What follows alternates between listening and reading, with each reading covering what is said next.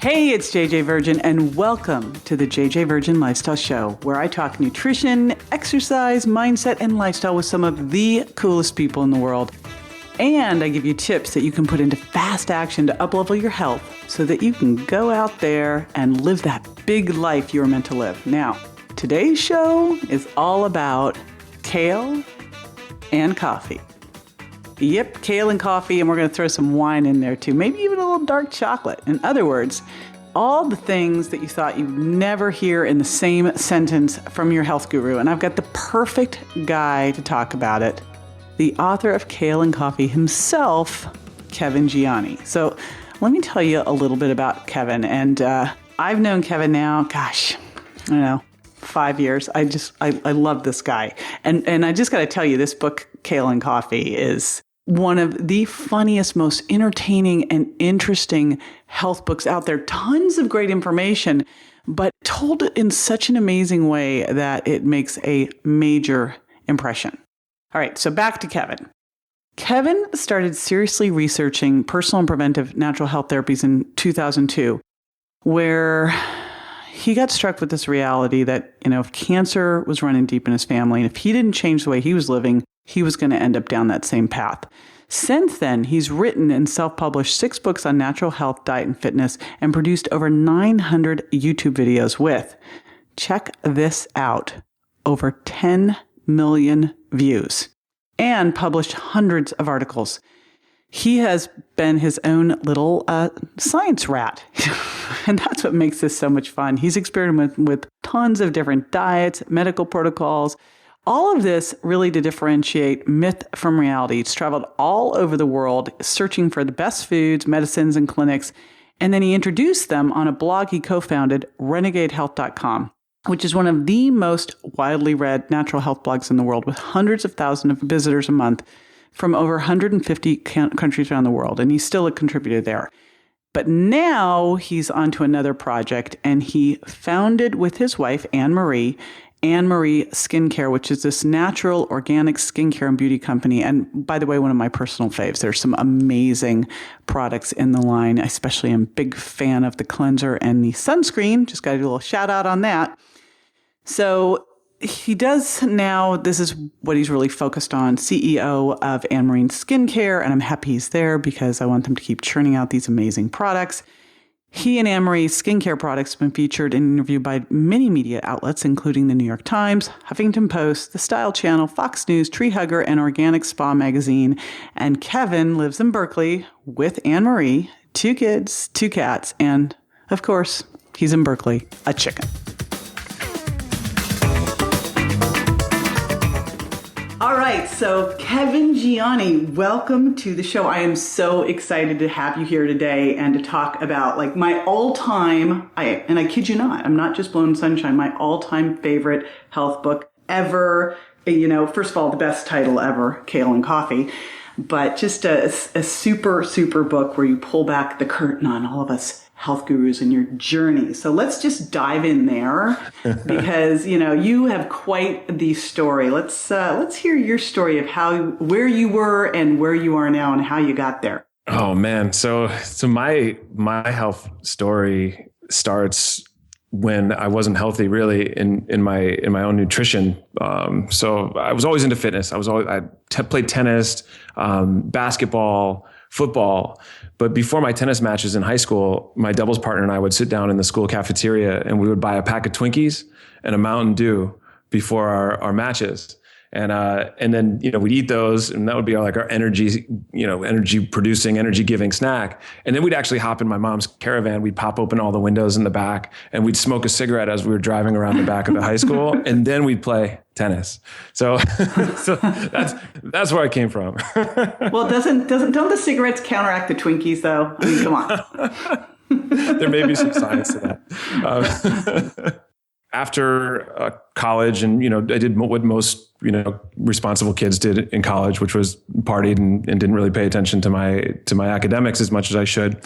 And after that, I was living in a basement apartment in Brooklyn, and I was really having a hard time. I didn't like my job. I was definitely going out too much, and I woke up one morning, totally hungover, and I just looked up at the ceiling and I said, "Man, is there anything better than this? And luckily I asked myself a pretty good question. And so I started to think about, what could I do in my own life to actually make this better? And one was, recommit to fitness, stop partying. I moved home to my mom's house, and this was like, tail between my legs kind of thing. And I started to get into nutrition when a friend of mine handed me a bunch of audio MP3s that he had preloaded on an iPod. So this is back when iPods were even available, I guess. And they were David Wolf. And at the time I was running a lot. So I would pop the buds into my ear and I would listen to David Wolf. And I was like, wow, I never really thought this much about nutrition. And I never realized that it could be so simple. And so David introduced me to the world of superfoods and all this, raw food. And so I just went head on into it. And so I felt that, at that time I was pretty healthy. I was running trail marathons and things like that. So I felt that this was like the next step up. And for a short period of time, it felt really great. But then after a couple of years, my health started to decline, to the point where I couldn't get out of bed. I was anxious, irritated, fly off the handle, low sex drive. And we're talking like, mid to late 20s here. So I should not have been. Yeah, exactly. And for anyone who doesn't like people, you're getting introduced to a lot of people here, Kevin Gianni, who's like the nicest, like you're calm, you're nice. Like you as this irritated, cranky person is just like, really? But was this when you were the skinny, raw food vegan dude? Okay. Yeah. So look at me. I'm you've seen me. I'm 6'2". I have a bigger frame. My body weight was 160 pounds. Oh my god. And my normal body weight, like 185, 190. And I'm a little bit more than that right now.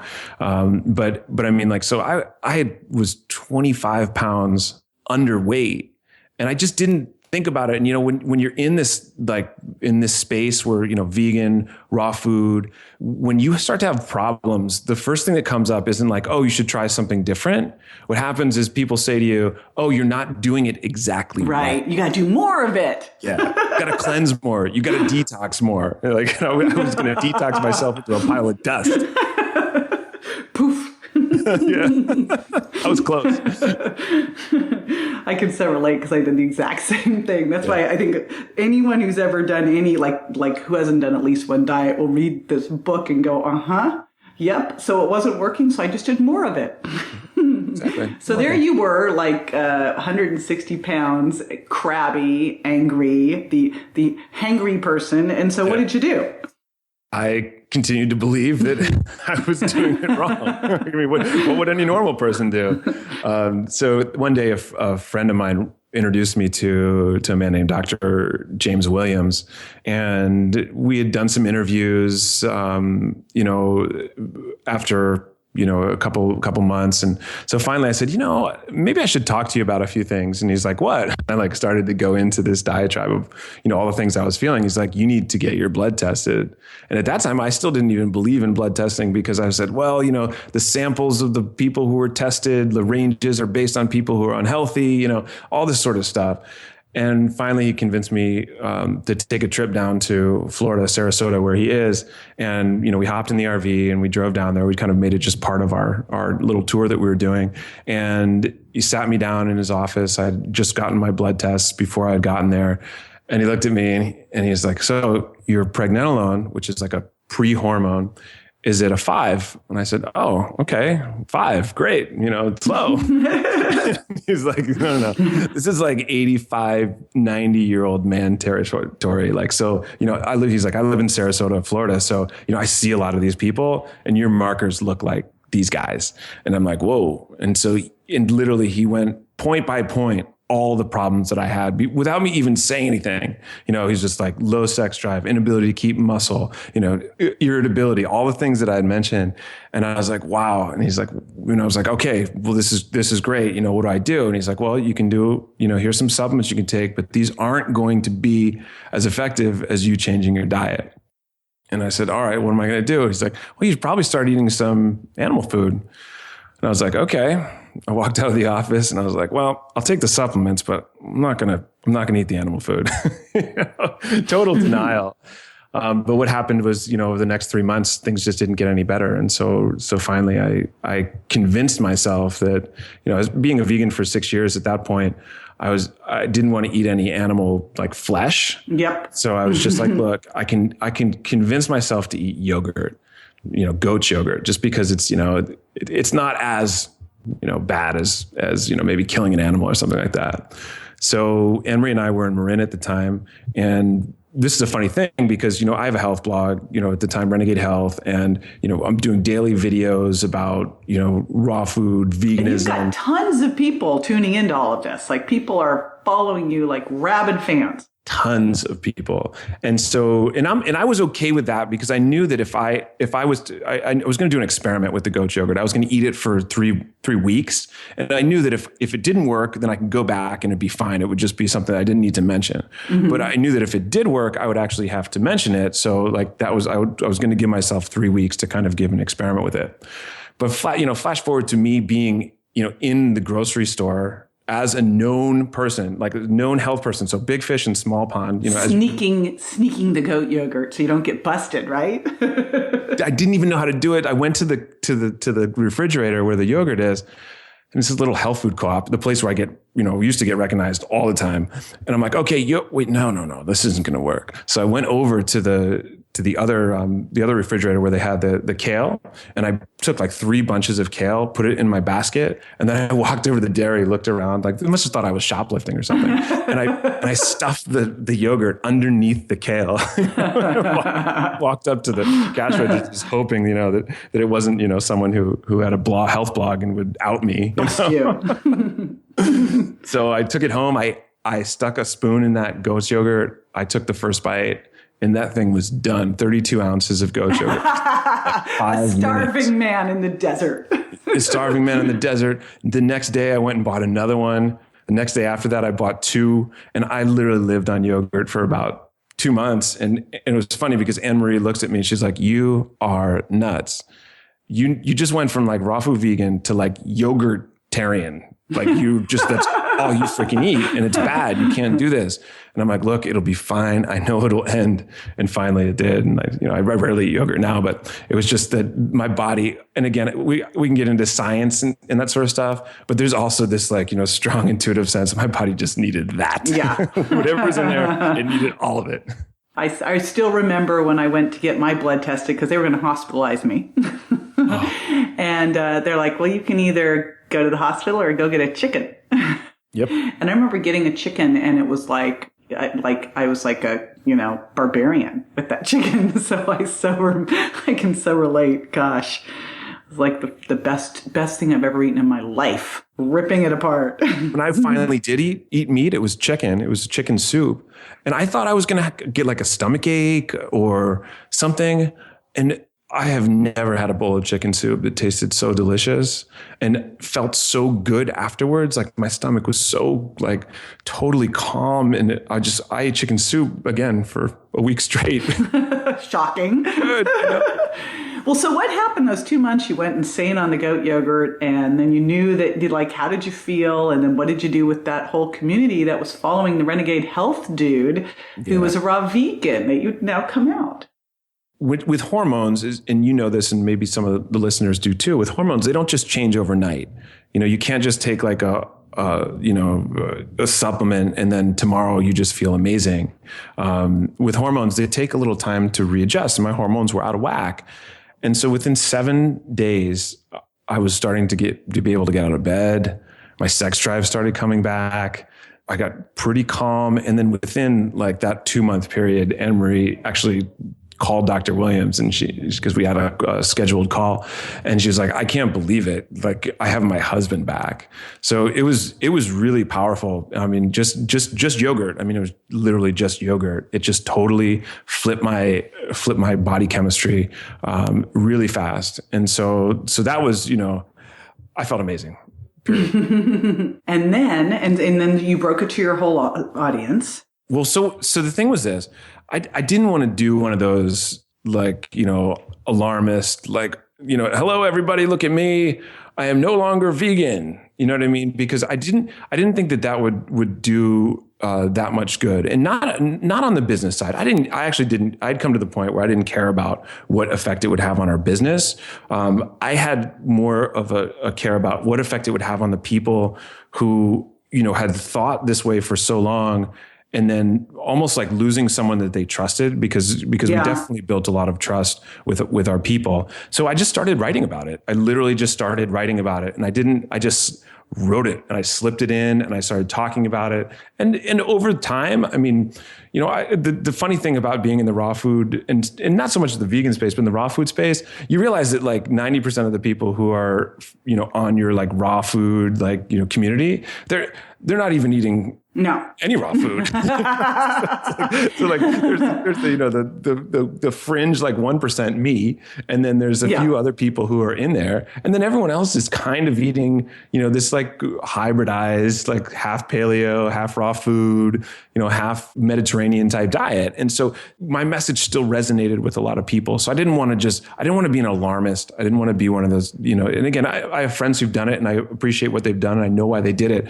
But for me, it was just like, look, I'm just going to start talking about it and I'm just going to let the reaction kind of it's nice settle. You took them on the journey with you. Like this book is awesome because you just take them on the journey with you and you're just sharing what you're finding out. And I'll never forget, I got this email from someone saying, you used to recommend, I don't even remember what the heck it was I was recommending, and now you're saying X. And I go, I go, so if you are reading the research all the time and you're doing your own personal health exploration and, you've got people out in the world doing theirs and talking to you and something new comes to light, should you squash it down because it's not what you've always been doing?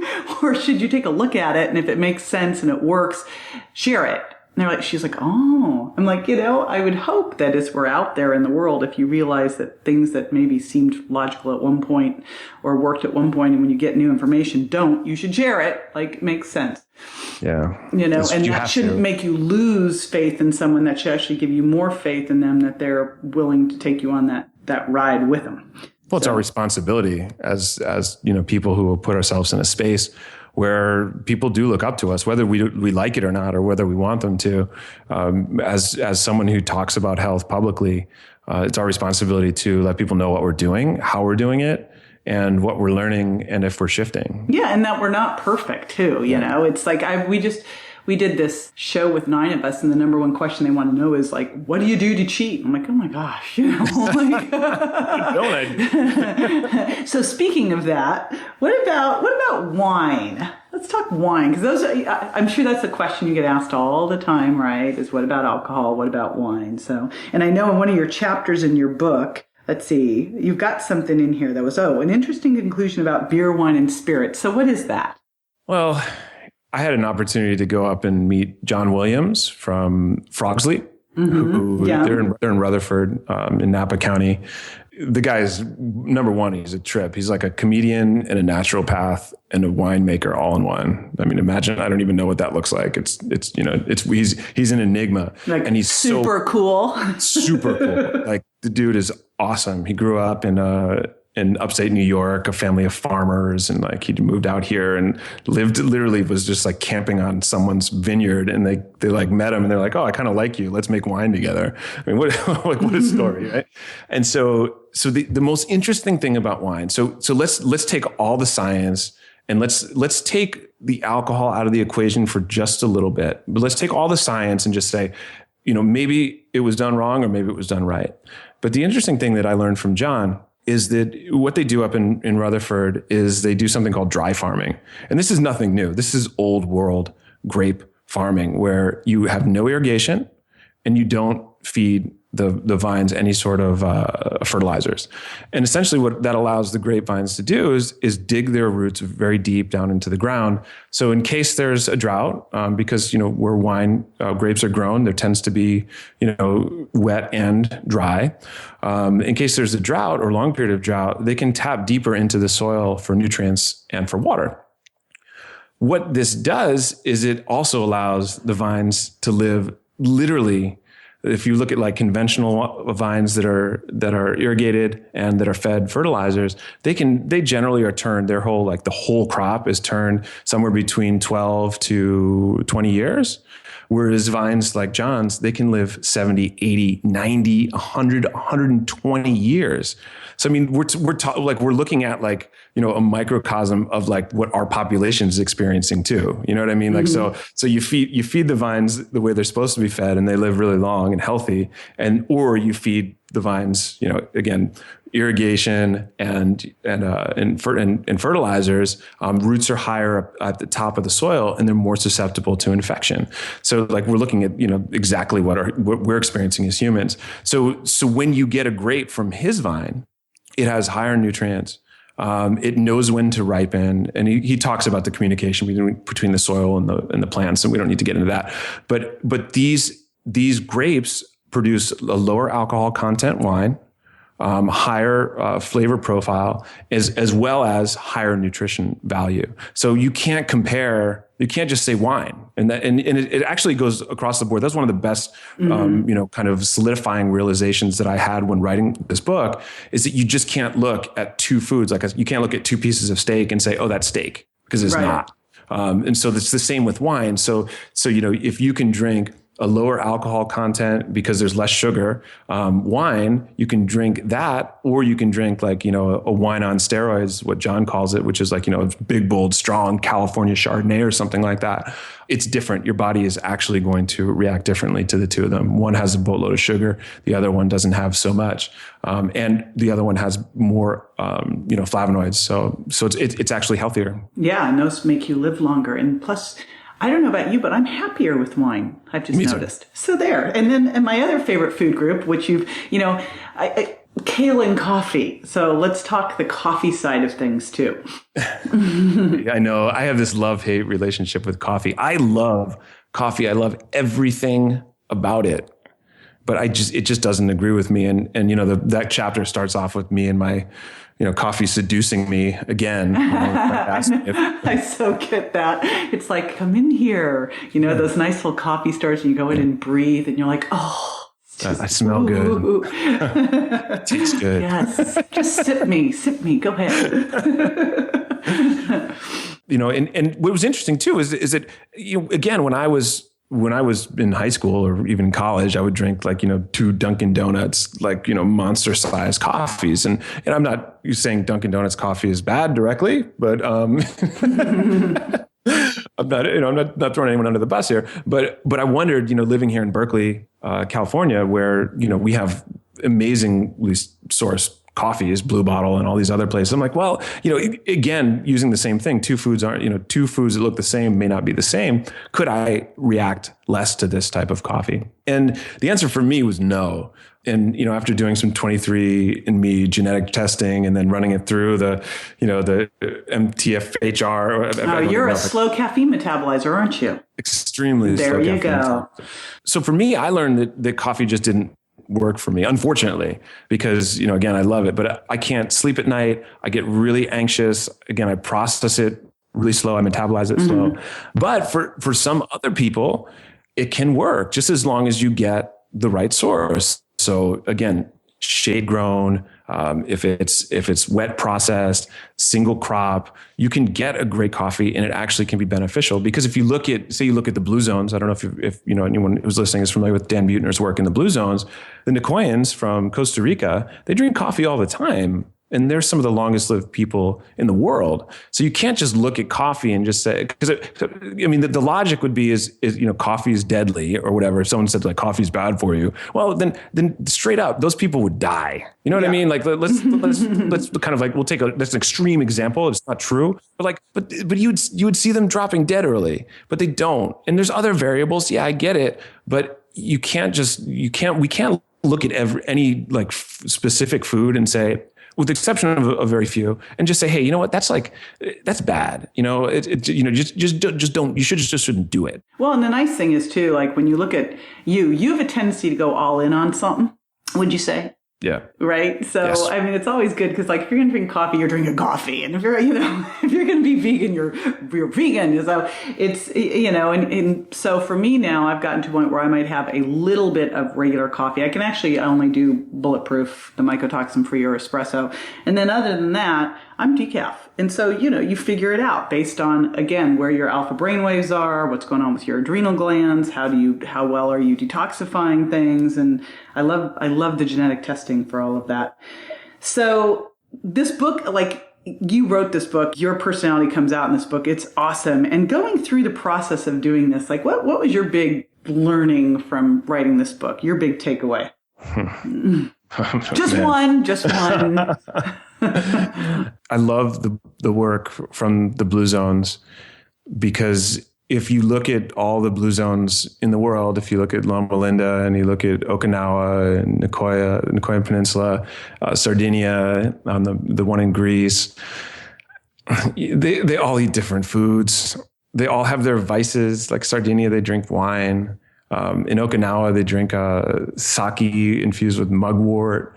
So, I mean, they're all doing things that, even the women in Sardinia, they stress out. And that was one point that Dan Buettner writes about, that they get stressed. It's not just like, they're just living the dream, But for me, that was what a relief, that like, hey, if you eat, a sweet potato, or if you eat rice, or if you eat steak, or if you eat fish, it's not just, it's not one food. One food isn't your savior.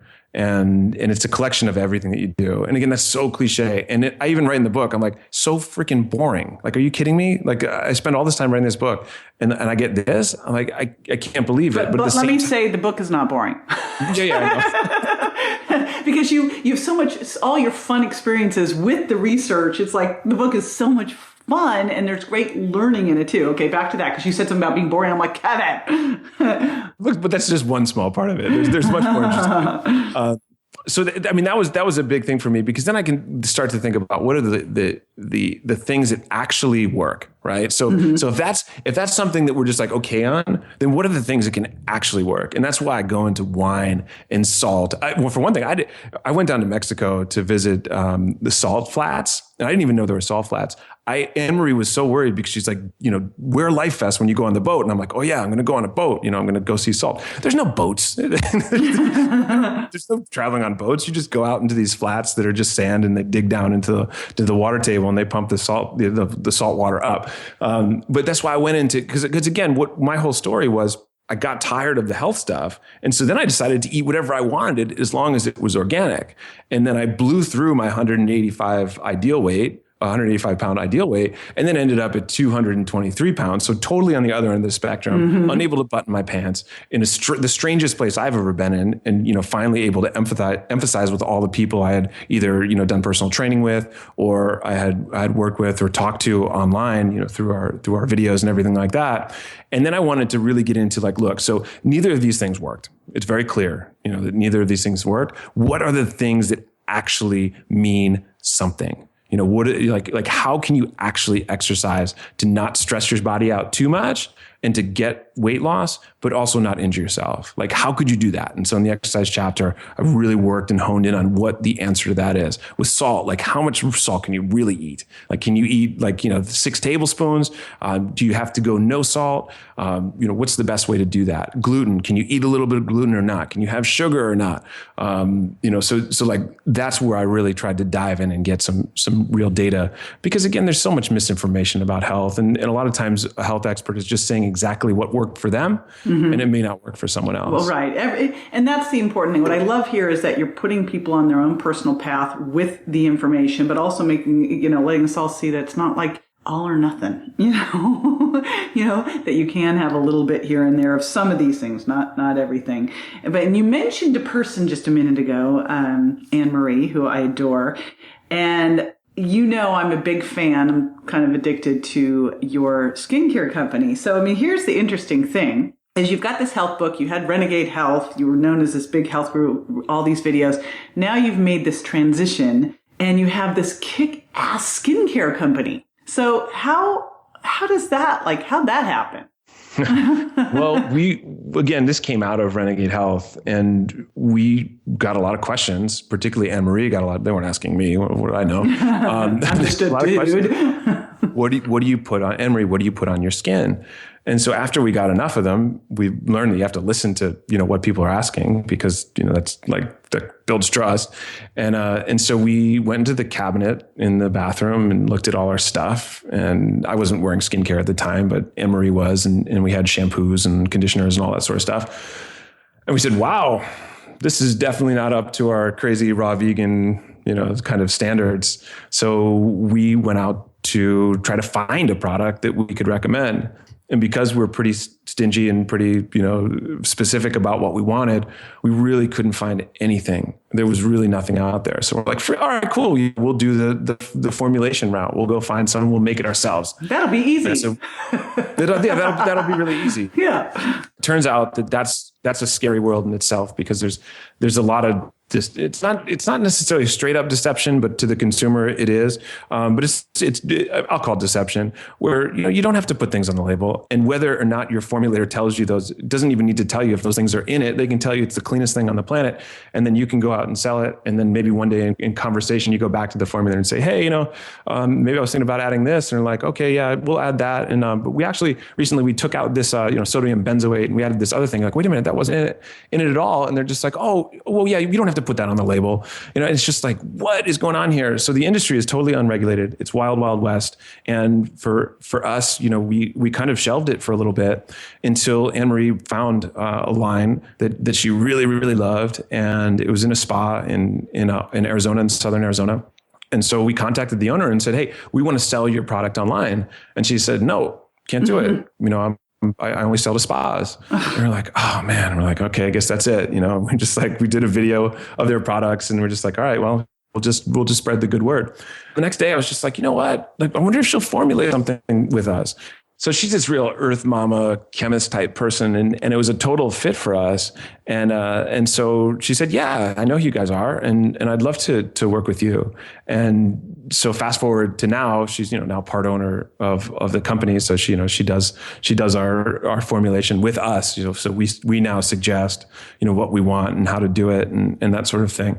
And we've just been able to have a really strong consciousness about what we're doing in terms of what the product is and how it works for our people. That's one of the, I kind of liken it to, it's weird. I'm a guy, so kind of can only think in guy terms when it comes to the skincare thing, but I liken it to almost like a craft brew, like a really, well done craft brew, like, a brewery, because, we take really deep care in finding the herbs, making sure that they're steeped in oil for a certain period of time and really extracting the nutrients at low temperature.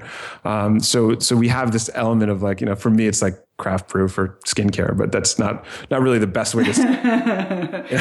For the women out there. Yeah, women out there. It's like fine wine. It's like getting all those amazing herbs that you'll go buy to make some great sauces and buying the best quality oils. And I'll tell you, I just was in the desert and I was in a massive sandstorm, and my skin was pitted with scabs. I'm like looking at this going, oh my gosh, like what am I going to do? And so I used your repair serum, and it's like 3 days later, it's gone, amazing. So it's like, and it smells delicious. That's what I love. I remember the first time I tried something, I'm like, gosh, I feel like I could probably cook with this. It was like, I think your Ayurvedic scrub or something, or mask. And I'm like, well, I feel like I could make a sauce out of this. So incredible stuff. I love the coconut oil. It's just fantastic. So I had to bring that in too, because I think it's so fun that you guys have kind of come full circle, because your skin is a sieve, it's when you should be able to eat the things you put on your skin. And I'm not saying, hey, let's like go eat your lotion, but you could. So that's the cool thing. You could eat these. The one that tastes good is the coconut honey mask. That's a dessert.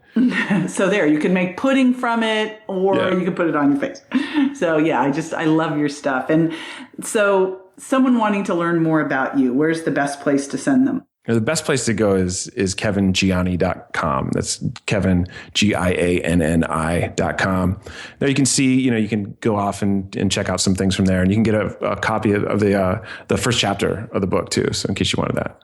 Yeah, but you'll want more than the first chapter once you dive in. No, this is just one of those fun. It's one of those books that you read it and you're having so much fun, but you're getting all of this information too. And that's really how we learn things, not with some dry, boring research.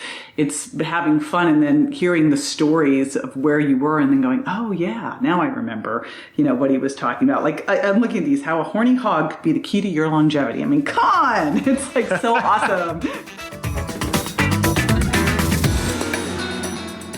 So Kevin, thank you so much for being with me today. And I want to remind everyone listening that you can visit kevingianni.com. And by the way, that's spelled GIANNI.com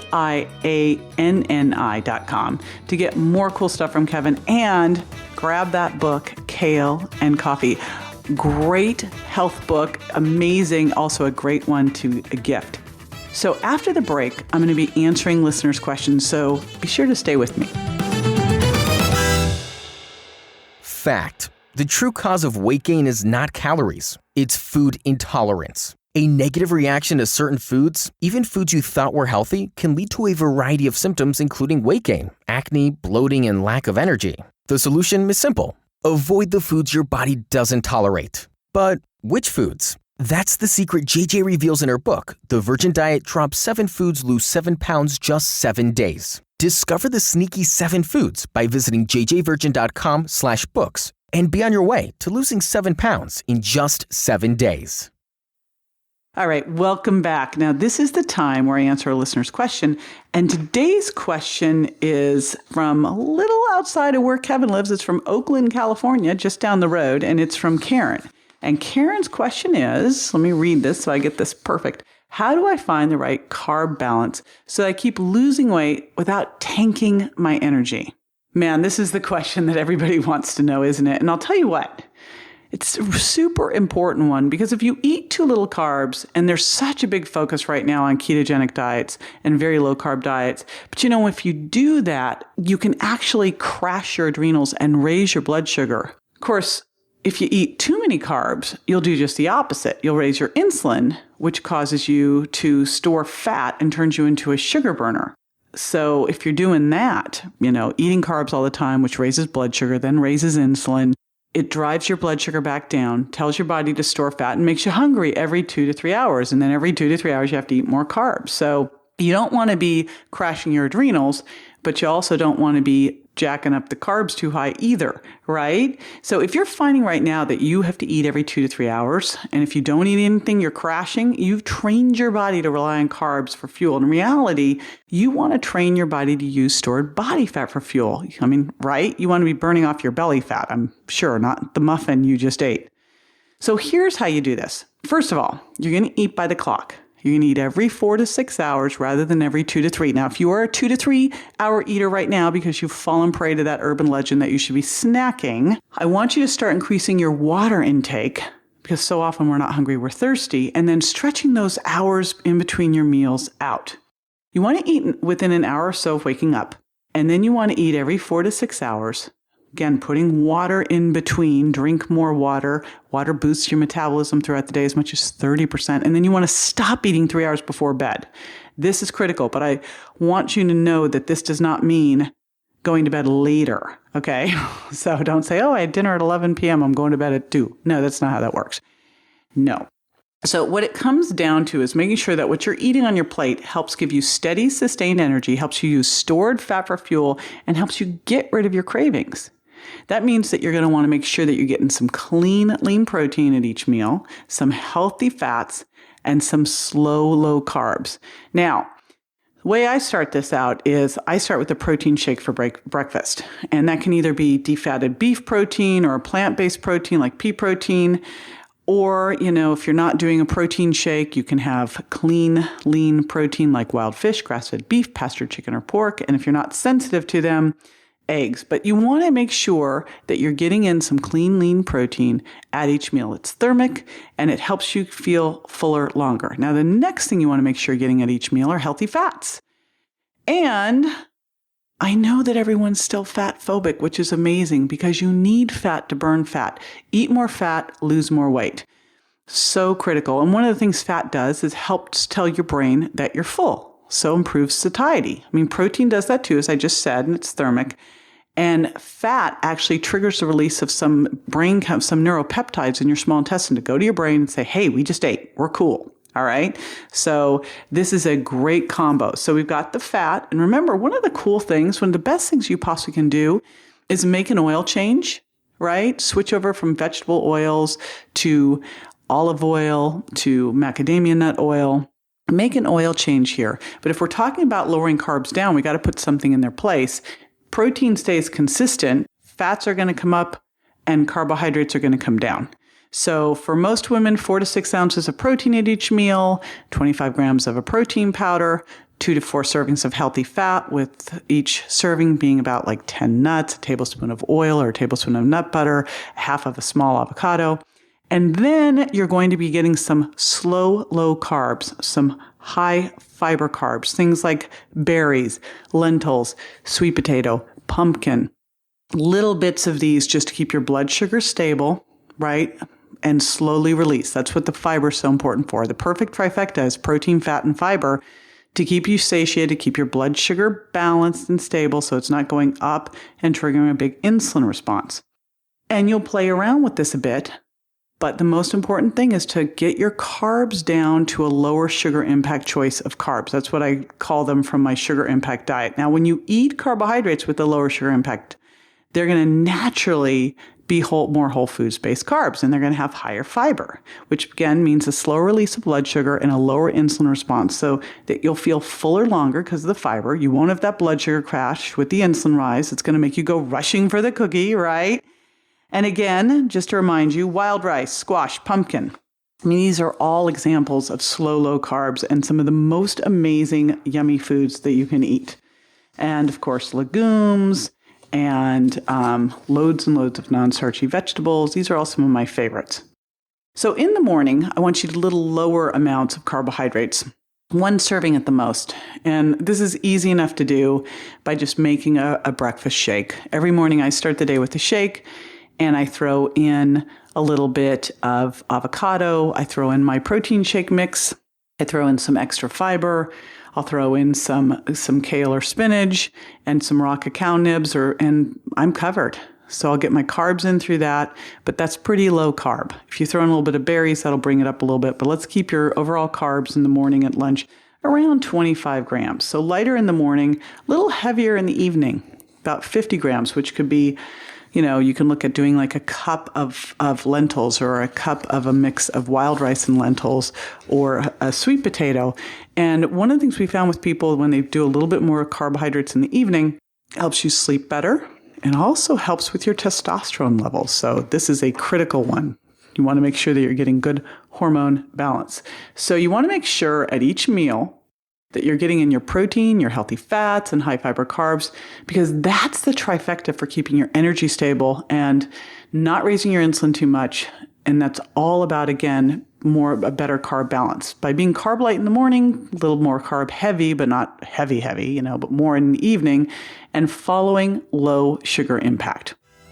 Now, if you'd like to submit a question, and I love these questions, just go to jjvirgin.com/ask, and you can leave a voicemail for me. I cannot wait to hear from you. Again, this is I love seeing these questions, and ones we can't get to on the podcast, we tend to do blogs on or post on social media, so just keep them coming. Now, one more way I'd love to hear from you, I would hugely appreciate it if you could jump on Stitcher or iTunes and leave a review for me. It helps a bunch.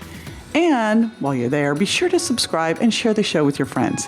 This is JJ Virgin signing off and reminding you that you are worthy.